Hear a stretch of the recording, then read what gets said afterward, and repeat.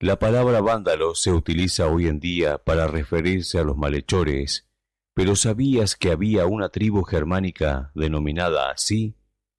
En la vasta y compleja historia de la humanidad, pocos nombres han despertado tanta curiosidad y misterio como el de los vándalos. Esta tribu germánica, que alguna vez sembró el terror en el Imperio Romano, ha sido objeto de numerosas interpretaciones y mitos, pero ¿quiénes eran realmente los vándalos y qué legado dejaron tras su paso por la historia? Los vándalos eran un pueblo germánico oriental cuya primera mención se remonta a los escritos del historiador romano Tácito en el siglo I.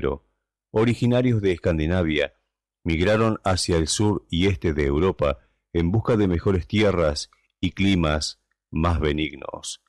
A lo largo de los siglos se asentaron en diversas regiones, incluyendo el actual sur de Polonia y la región del Danubio. La historia de los vándalos dio un giro dramático en el siglo IV, cuando el empuje de los hunos los obligó a moverse nuevamente. En su búsqueda de nuevas tierras, los vándalos cruzaron el Rin hacia la Galia en el año 406, una fecha que marcó el inicio de su protagonismo en el ocaso del Imperio Romano. En este periplo, junto a otras tribus, como los alanos y los suevos, los vándalos devastaron varias provincias romanas, aprovechando la debilidad del Imperio Occidental. El nombre de los vándalos quedó indeleblemente asociado a la idea de destrucción y saqueo, en gran parte debido a su invasión de Roma en el año 455, bajo el liderazgo del rey Gensérico. Los vándalos cruzaron el Mediterráneo desde África del Norte, donde habían establecido un poderoso reino en la región de Cartago. Esta invasión, aunque no fue tan devastadora como algunas fuentes posteriores sugieren, dejó una impresión duradera en la memoria colectiva europea.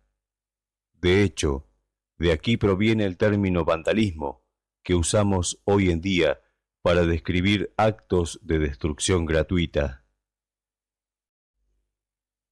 El reino vándalo en África del Norte, establecido en 429, fue una potencia marítima significativa, controlando importantes rutas comerciales y enfrentándose tanto al Imperio Romano Occidental como al Oriental. Este reino prosperó durante casi un siglo, hasta que el general bizantino Belisario lo conquistó en el año 534, restaurando estas tierras al control imperial. A pesar de su reputación como destructores, los vándalos también fueron gobernantes capaces que supieron administrar sus territorios con eficiencia, promovieron la agricultura, el comercio y la artesanía en sus dominios. Además, la religión jugó un papel central en su identidad, inicialmente arrianos, un tipo de cristianismo considerado herético por la Iglesia romana. Su conflicto religioso con los católicos de sus territorios conquistados fue constante y a menudo brutal. El legado de los vándalos es complejo y multifacético. Por un lado, fueron destructores del orden romano, contribuyendo al colapso de un imperio milenario. Por otro, dejaron una huella cultural y administrativa en las tierras que gobernaron, demostrando que incluso los llamados bárbaros podían ser civilizados y organizados. Su historia es un recordatorio de cómo las migraciones y los conflictos pueden moldear el curso de la historia, dejando tras de sí un legado que sigue resonando siglos después.